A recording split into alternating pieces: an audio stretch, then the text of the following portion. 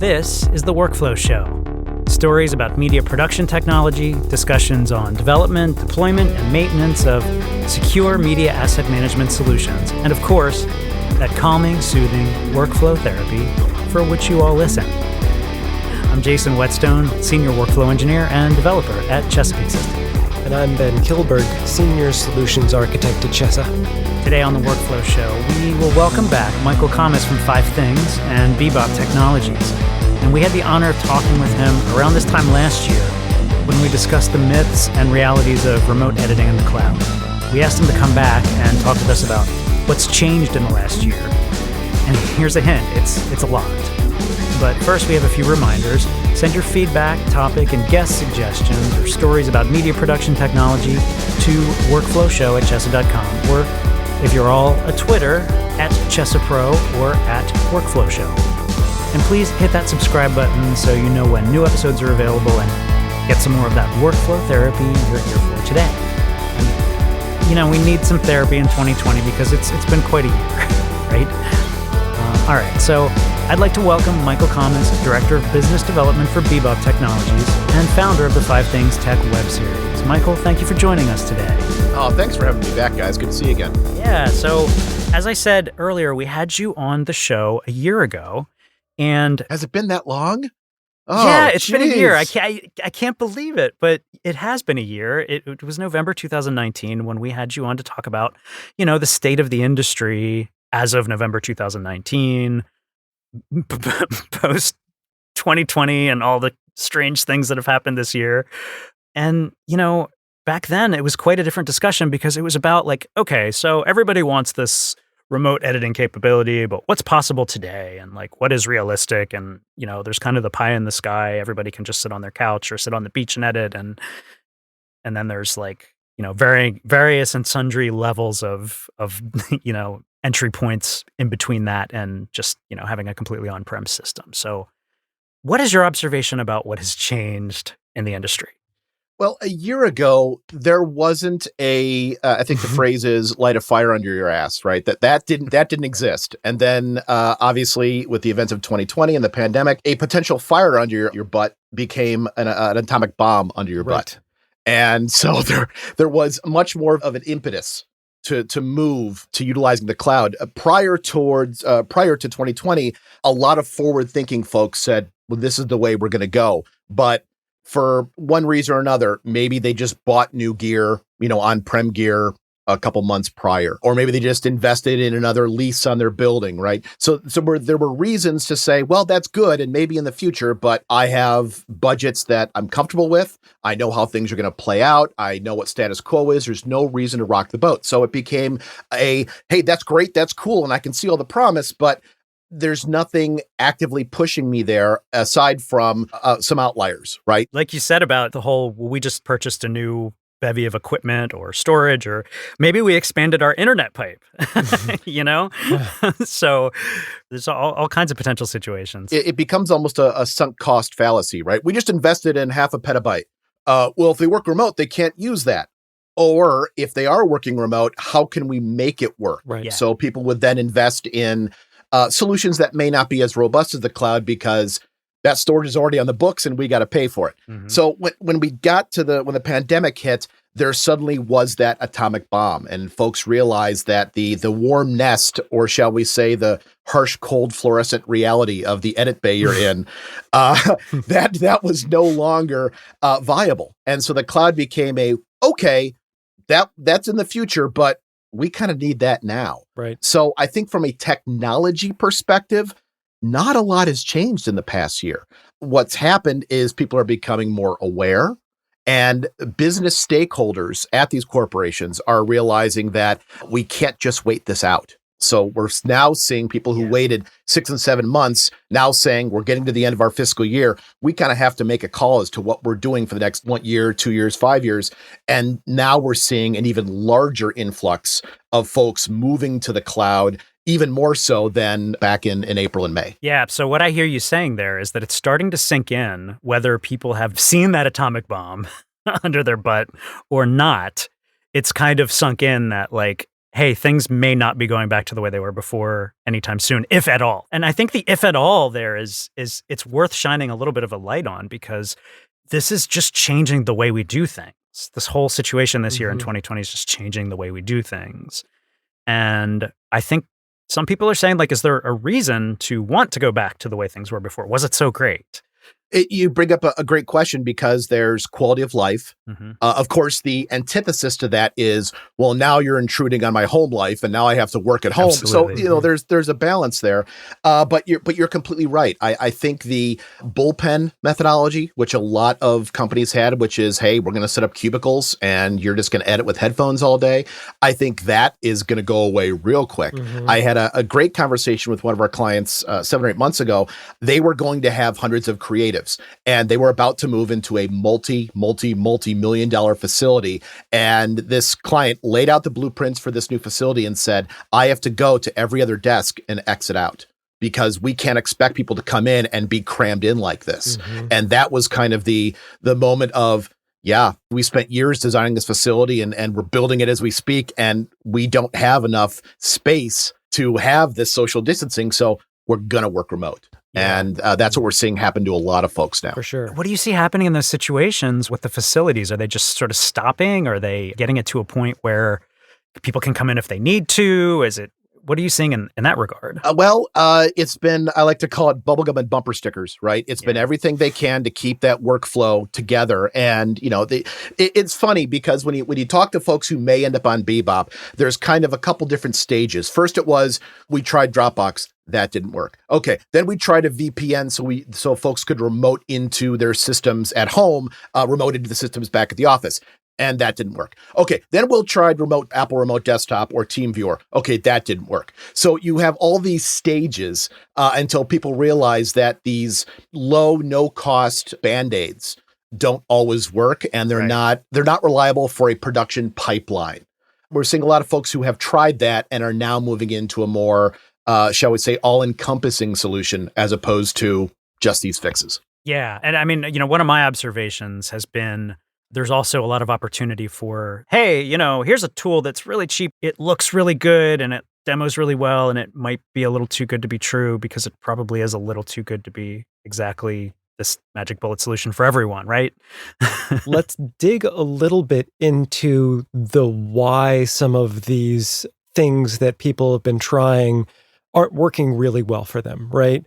So VPN or Dropbox. So Dropbox, that's easy, right? I mean, it's push-pull sort of a workflow. Hey, I've got to upload this project with all of its assets or proxies or whatever, right, up to the cloud, and you have to download it to your machine, and there's the time it takes. And I mean, full disclosure, right now, I have cellular internet, so I don't have a lot of speed.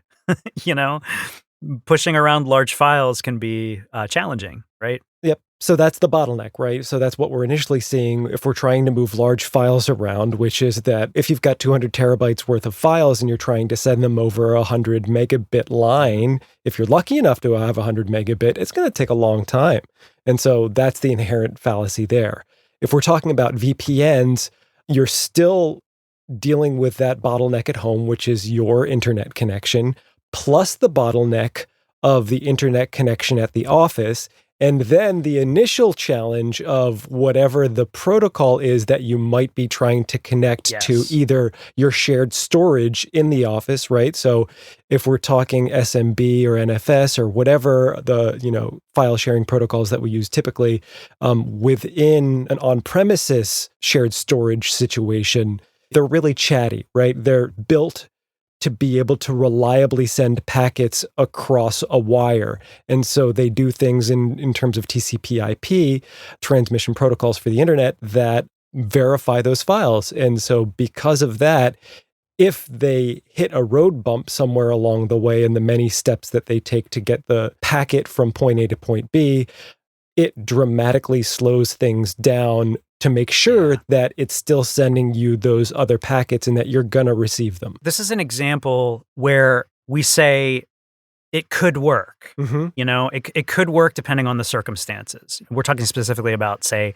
connecting to your business's VPN and working on their network. because that VPN is just like a long Ethernet cable right into their network. So you connect to your VPN, but that doesn't necessarily mean that you're going to be able to get the same kind of bandwidth service, yada, yada, yada, that you get when you're actually physically, on premise.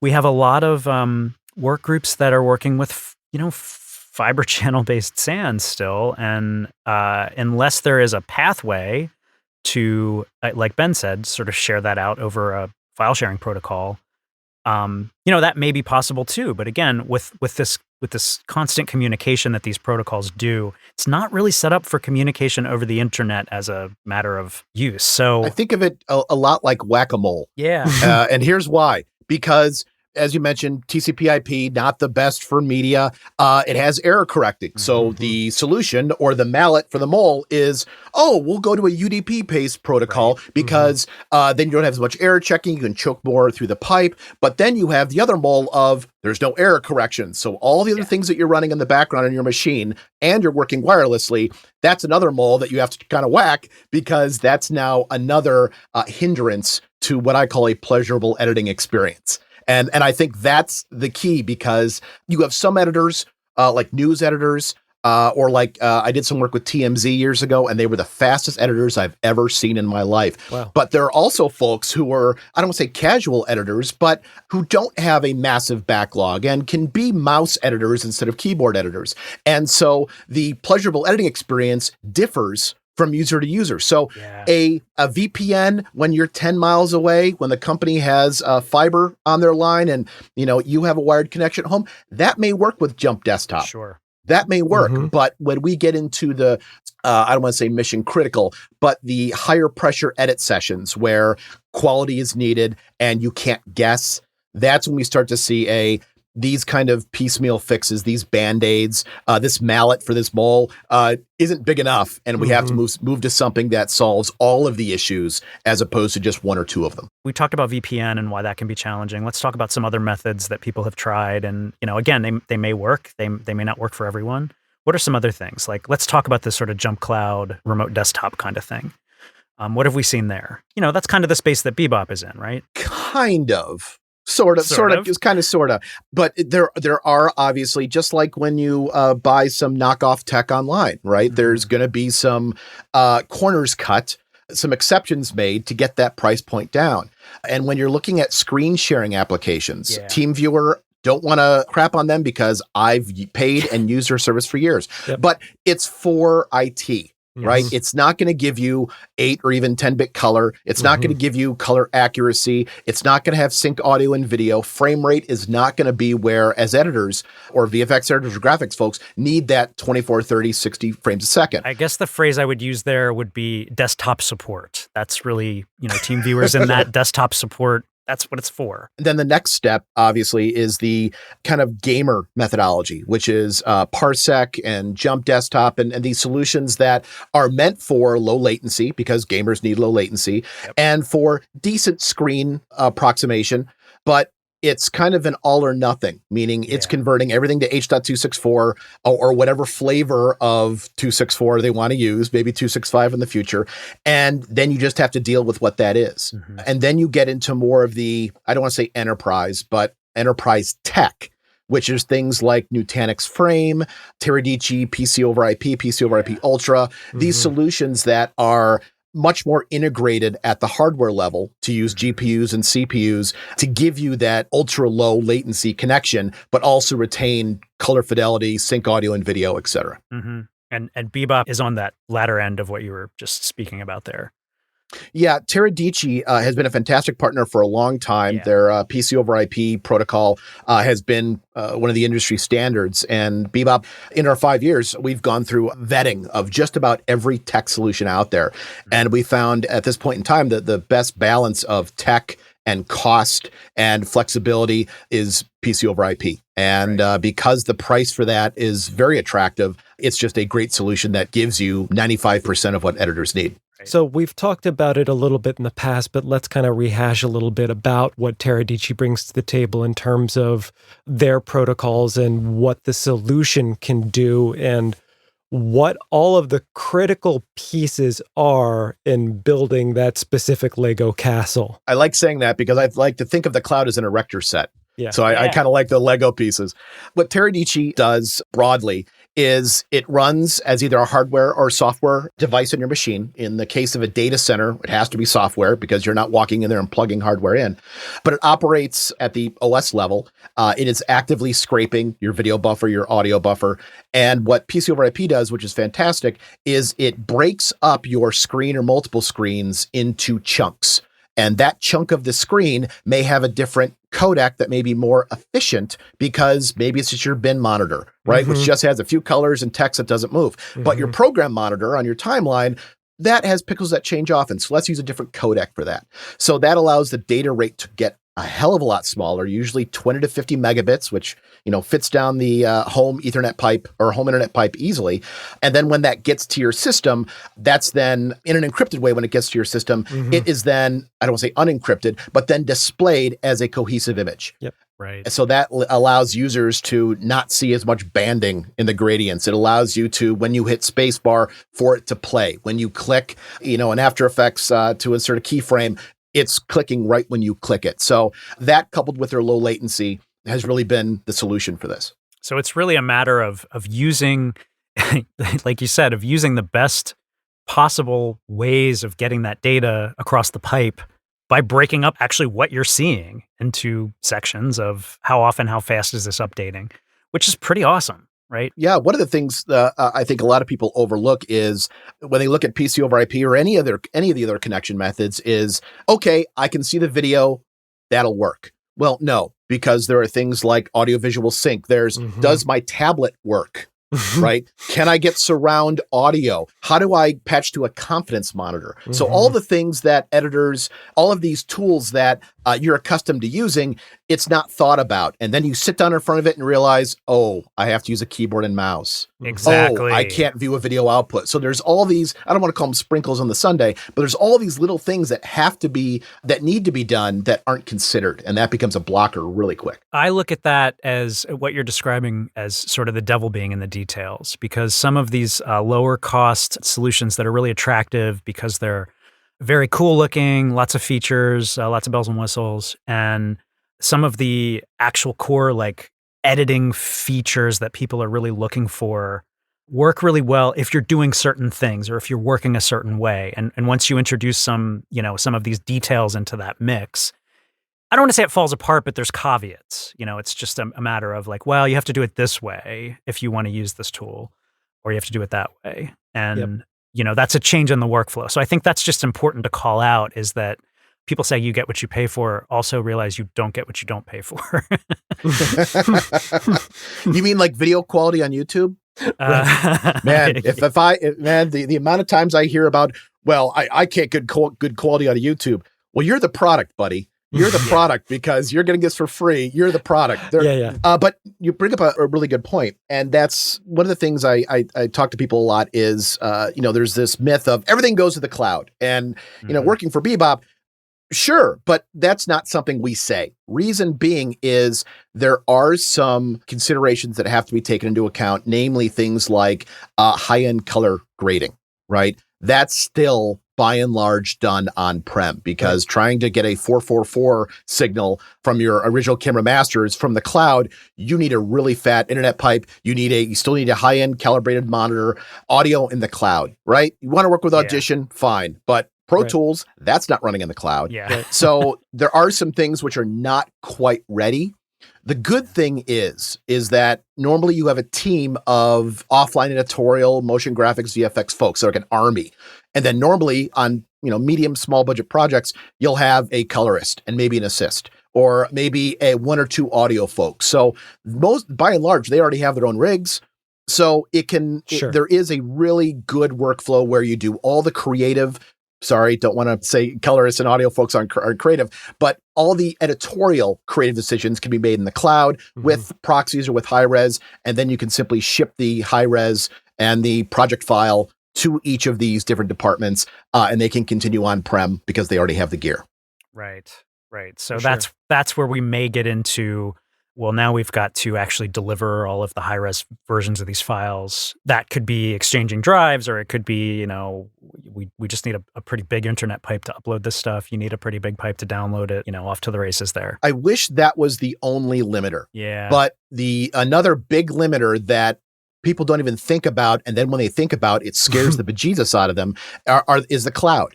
Because the cloud has hidden costs. Sure. Right? And I think I may even have lamented on this on our last call, egress. Right? Egress is, you know, there are 5 things I hate in life. 5 things. Heights, spiders to some extent, and egress charges. Because it's a nickel and dime. And the fact that they're going to ding you for how much you store in the cloud, but then also say, oh, you want it back? Oh, we're going to ding you. And that's not cheap. It's $75 to $100 a terabyte. And that's why I'm hopeful that cloud providers or CSPs, cloud service providers like AWS and Azure and Google and IBM start looking at the methodologies of like Wasabi and Backblaze, which is, hey, egress is free. Now, if you read the fine print, it's not free, because if you download too much, Wasabi comes to you and says, you're not really a good candidate for us, stop using us. So they will charge you once you get to a certain level. I think that scares a lot of people. And the CSPs have not embraced media and entertainment. They see dollar signs. They realize that media takes up a lot more space on a hard drive than a database file, but they haven't adjusted their pricing to facilitate that. And that's just a crime as far as I'm concerned. Yep. Yeah, I don't disagree with you. The one thing that I'll say for the larger CSPs is that they do have archive tiers that can be cheaper. And so if you've got an crap copy that you want to just essentially have somewhere if the Armageddon comes, and have everything in deep, deep storage that hopefully you'll never have to touch, that's definitely a good use case for that. But like you said, if you want to keep everything online and get access to it like you need it, because we do need it, folks like Wasabi and Backblaze are definitely good options. What we found is that when folks, especially smaller production companies working on docs or reality, they don't have a cloud strategy. Yeah. So when they look at Bebop or cloud solutions, that's great. But to your point, Ben, when we start talking about archive in the cloud, whoa, that's 10 steps above where they are now. They're just dipping their toe in the cloud ecosystem. And now you're talking about cementing themselves in the cloud ecosystem. And so that almost becomes more scary, because not only are we introducing them to editing and post-production in the cloud, but then we're also saying, let's determine a long-term storage strategy. Head explodes. Right. Which everybody should, because data preservation is paramount, because that's your livelihood. And if you lose it, you're done. Right. But like you said, Michael, it's scary as heck thinking that somebody else has your stuff and they're going to charge you to use your stuff. That doesn't make any sense to anybody. I often find that one of the really great ways to help people understand the reality of the situation is to make some sort of an analogy that's really pertinent to everyday life. So think about your basement if you have one. What if there was a card slot or something on the door that was, every time you go down there to get something, you've got to, you've got to throw 25 cents in the till every time you go down there. So that's going to completely change your thinking about when you go down there. Not only is it every time you go down there, but it's like, how much stuff are you bringing out? Right. And there's something that's monitoring that and dinging you every time for a certain amount. Well, what happens if that amount changes? You know, that's something a lot of people don't think about, I don't think, is, okay, so all your stuff is down there. You know it's there. It's safe. That's great. But you have to pay to go down there to access it. And what happens if somebody decides, like, we're not really charging enough for this? Let's jack it up like maybe 1/4 cent. So it's just something to keep in mind. It's not a reason not to do something. It's just, don't be surprised. So. Yeah, it's funny. The way you explained that made me think of somebody, like Doctor Who showing up on your back doorstep, right? And like literally you walk out and the TARDIS is next to your back door, right? And that's kind of the way the cloud feels, right? That like all of the sudden you have n-dimensional space available to you and all of your files can go in there forever. But you're right. If you have to knock on the door every time and hand someone $1, it changes the way you think about the TARDIS. Exactly. The thing I would add, and you're completely right, what I don't want to do is scare people off. Exactly. Yeah, we don't want to scare people. Are there egress charges? Yes. Usually it's 75 to $100 a terabyte.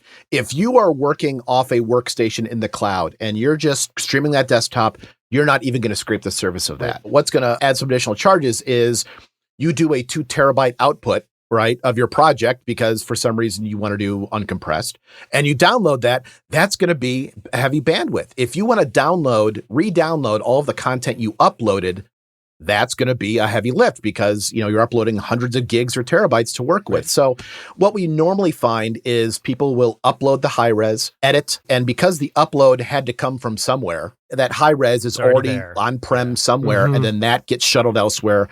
Or you've created proxies, uploaded the proxies while the high res stays on-prem, and then that goes for any online or audio work. And again, it's something that people don't do. If you've worked with cameras on television shows and feature films, there's always a camera test, right? Let's see how this works. People don't do a post-test. You're so right. People assume, it just worked last time, it'll work this time. No. And when it came to the pandemic, people were saying, look, we have a show that starts next week. We need to use it now. Okay, that's great. We'll get it for you, but you're coming into this only having half the knowledge you need. There are things you have to take in consideration. And we found that the major stumbling blocks that folks run into in the first couple of weeks of using cloud-based editing are the augmenting your current best practices to cloud best practices. And let me give you an example. So great example is if someone works on a local machine, they're putting everything on their C drive, right? They shouldn't. All of us know, don't put stuff on your local drive. But people do that because, hey, it's my machine and I can do what I want. When you get to the cloud, I don't say hard drives, but your OS drives are much smaller. And when your OS drive in the cloud fills up, that machine's unusable. There's no room for the swap file. You can't do anything. So there are these little things like that you have to train people, and editors, creatives in post-production are creatures of habit. Yes. And, change like unfrozen caveman lawyer, right? Oh, your bells and whistles scare me. I don't understand these.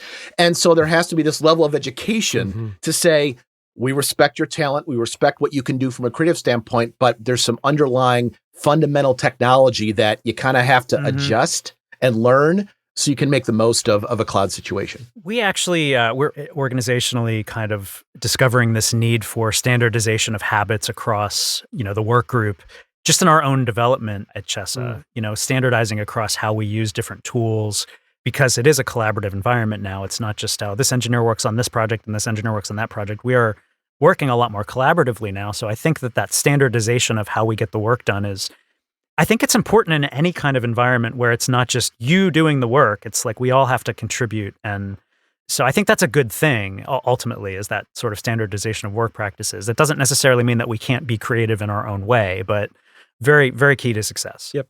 Agreed. Why don't we turn around a little bit? We were talking a little bit about Teradici and some of the ins and outs there. I think it would be good to talk a little bit about, there are multiple ways to use it, right? If, say, you do have a giant SAN volume and edit workstations that you'd like to get access to, and you are an IT shop that might be cloud averse and wants to control it, you need the security, it's definitely possible to configure using that same technology to stream from your edit workstations, which are mounting your shared storage in your facility, out to your end users at home, very much in the same way that we would from the cloud, right? Kind of making your own private cloud, as it were. So some of the pieces that you need to consider in that are security measures. Obviously, we're talking about how Teradici is encrypted, right? All of the bits going across are AES 256. So nobody's going to see that video or your keystrokes or any of that. But making sure that either your machine that's running the software, using a software client at home, or if you're using a zero client, which is essentially a dumb little terminal. And so it's basically a tiny box that has HDMI or DVI out with USB ports on it and an audio headphone jack out that you can hook monitors and everything up to, which essentially takes the incoming stream and data and displays it as if you were connected to your machine in the office. There are some other considerations on the back end, like connection broker or gateways, in order to make sure that you can talk to those machines in the office. And I know Bebop has done some of that work to make their own, but there are certainly other vendors out there like LeoStream that have decent software packages that we can employ to make these connections too. But Michael, I'm sure you give this talk all the time. Can you give us a quick rundown of some of those security aspects that we need to think about in terms of the connectivity between point A and point B? Let me see how I can encapsulate that. Yes, obviously at every step of the way it has to be secure. Mm-hmm. And that, unfortunately, is also your workstation, right? Just because the streams are encrypted coming down to your machine doesn't mean your $30 cable modem that you have at home is going to protect you from someone snooping on what you're doing, right? That's something that has to be taken into consideration. But yes, what Bebop has done is employed the security on every step. We like to think of it as plumbing, right? So the connection broker is plumbing. The way we route video around is all plumbing. And it's imperative to set up security at those different stages. The other thing is that while a lot of other cloud providers will, or services similar to Bebop, will say, hey, to lower prices, we're going to have this one server act as security for everyone. And what Bebop has said is, oh, no, we're going to have a complete self-contained, I don't want to say bucket because that would be AWS, but a self-contained cloud infrastructure just for you. So that way, if something happens on your end, whether it's someone infiltrating via your connection or elsewhere, that's not going to affect anyone else. And when you start getting into studios, when you start getting into InfoSec reviews, corporate, GSO, all of that, those privacy concerns are very paramount. So it does cost more, not going to lie to you, but there needs to be that security at every step. One of the things that we do is penetration testing very often to ensure that we haven't overlooked something, or as one of our associates said the other day, someone didn't forget to put a semicolon in some code and suddenly you can get in, right? So we implement that at every step of the way. That also includes things like SSO. For those unfamiliar, SSO is single sign-on. It allows for corporations to assign privileges to certain users, and that email address, which is associated to that user, is the key. So once you enter in your username and password, that unlocks all of your privileges, not just to that one site, but to everything else that's connected. It's kind of like when you are online and you sign up for Grubhub, right? And it says, do you want to use your Facebook account? Right. Or use your Gmail account? It's the same basic concept of reducing the amount of clutter and passwords and usernames and having it just tied to one authentication protocol. Right. And single sign-on is really about you are who you say you are. Okay, so, but we are not checking that. Somebody else is checking that. Somebody else with all of that plumbing, as you say, Michael, is checking that and making sure you are who you say you are. And as long as they say you are who you say you are, we're good. Right. And for a lot of corporations like Disney, for example, a lot of times when you have contracts with corporate clients, there are bullet points you have to hit, features you have to have. Kind of like when you go and buy a car. Hey, you know what? It's got to have a sunroof. Okay, that's your bullet point. The same thing is true with a lot of large enterprise corporate environments. And having SSO is often... It's one of the requirements. It's either do it or you're not there. Yeah. So it's very important to ensure that you're adhering to those kind of things. For sure. Let's also do a little work to define some of the plumbing. Not that people really want to think about plumbing, but still, it's important to understand topographically. Let's call them Legos. Yeah, right, sure. What are the cool bricks we're playing with here, right? So a connection broker is a piece of software that essentially says, okay, if you have these many desktops or virtual desktops, these are the folks who can access this desktop, and makes that connection. It's like the old days of telephone routing, right? Where you might call the director and they might say, who are you calling, please? And then they might hook you up with Uncle Jerry and patch you in. The connection broker is essentially doing that. And then the other part too is the gateway, right? So that's the portion that would be connecting your workstation and essentially working kind of like a firewall, right? For a zero client. If you're using a zero client at home, and again, the zero client is the dumb little terminal that we want to connect to the KVM output that would be on the machine or as part of the software in the virtual desktop interface in the cloud. in order to make that connection, it's got to have its networking correct. And because the zero client is dumb and doesn't have any routing capabilities, it doesn't know to say, I'm going to talk to this person. We can put an IP in there, but it's not going to be able to make those connections or to knock on the firewall appropriately and say, hey, can I talk to you? We need to have very intelligent piece of software in there to make those connections, and that would be the gateway. Otherwise, it's doing a whole lot of fancy configuration in the firewall to make those point-to-point connections, or having a firewall at home as well so that we can have a secure private tunnel between these two locations, if we're talking about the maximum amount of security. Did I get that all right, Michael? Yes. Okay, good. And what Bebop has done is, we identified that issue a long time ago. And although people don't want to lay out money for zero clients, even though they're, less than $300 starting, they give you the best performance and ultimate in security, as you mentioned, because there isn't an OS on here for you to hack. Yep. So what we've done is with Bebop is you can either use a desktop client on your Mac or PC, which, gets you onto that virtual machine, or we have a very large sports client. I'll leave it at that. And they buy these by the palletful and ship them out to creatives. And then on the Bebop website, they can actually start a machine from that website with your username and password. So when you fire this up, this looks at the gateway, which says, oh, you've already fired up a machine. Here's the machines that are available to you. Right. And so that allows you to use one or many systems. And the flexibility it also gives is you don't have to have a static IP. Right. You don't have to worry about those point to point because it's all dynamic, but authenticating against your credentials. Yep. So they meet in the middle and allow you to do everything. Yeah, that's a great point in terms of having to have a static IP versus what most of us get at home, which is an IP address that changes because our internet service provider changes things on the fly. And so it might be the same for 6 months, but then one night it's different. And then suddenly you're trying to authenticate again to your bank account. It's like, what kind of music do you like, buddy? Yeah, well, that's exactly. And that's important to notice. I think a lot of people understand the difference between a static and dynamic IP, but they don't necessarily understand why it's important. It's kind of like saying, again, back to that analogy, it's kind of like saying, your mailing address it is what it is until we decide it's not. And then it's different. And then how do we know? How do we know how to get that Amazon shipment to you? Well, we have to go look at the directory and blah, blah, blah, blah, blah. And, if all of that goes away, how do we know? There's routing within that static IP infrastructure sort of that says you can connect to these devices over these ports and things like that. If any of that changes because your ISP has decided that your IP address needs to change for whatever reason, then some of that could go away. So this gateway infrastructure is great because it takes care of all that for you and you don't need the static IP. And a lot of people, I think, maybe aren't aware of the fact that your machine at the office may have a static IP. Your machine at home probably doesn't.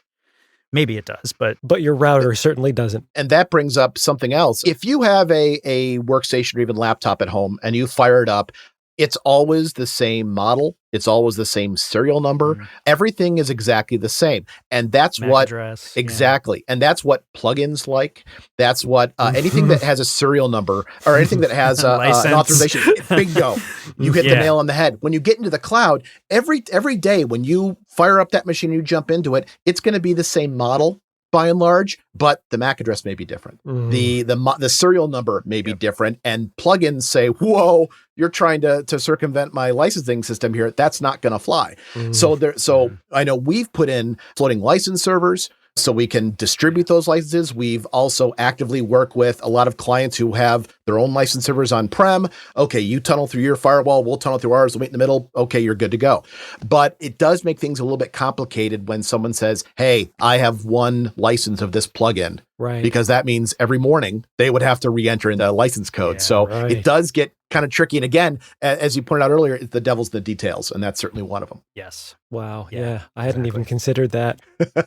I hadn't considered, the details I hadn't considered earlier when Michael said about using a tablet. I was like, a tablet? You mean like your iPad? Oh, no, he's talking about like a graphics tablet, like that. Does that work? Well, who knows? Like, do we plug it in and figure it out, find out, or do we know? Those are the details we're talking about here. Yep. One of the things our CTO likes to say, and I'm going to put him on the spot because I think it's very valid, POCs or proof of concepts. Yes. By and large, aren't really needed. And the reasoning is the tech works, right? Hundreds, if not thousands of people are using the tech. If you step outside of Bebop, there's tens of thousands of people using Teradici and all these other solutions. So why do we need to prove it? It works. But there is this ingrained, I don't want to say aversion, but the same folks, respectfully, who said video won't take off, we're going to cut on Steambecs and Moviolas. The folks who said, there's no reason to go to HD, SD's fine. There's no reason to move off of tape, the digital, that's evil.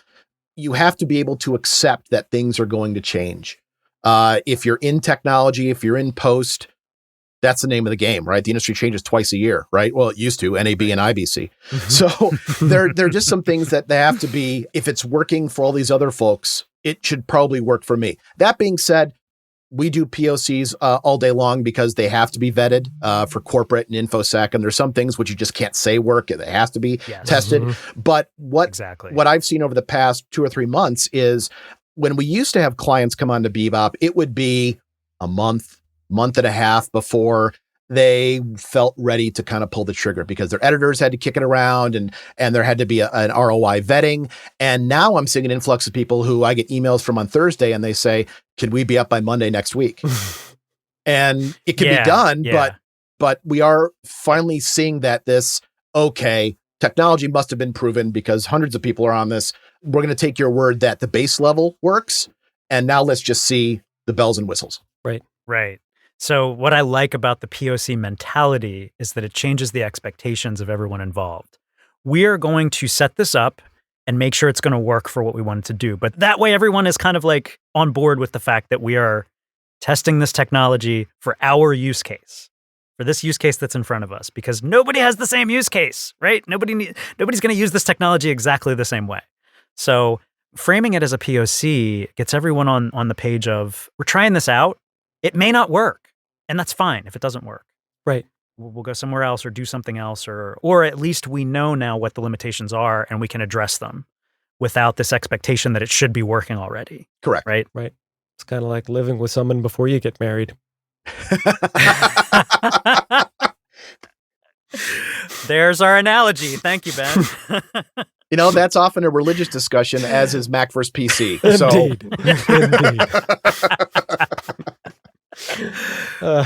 I think that's a great place to say thank you, Michael Kammes of Bebop and 5 Things for joining us today. We really appreciate having you back after a year to talk about what has changed in this crazy 2020 that we're all living through right now. Right. So thanks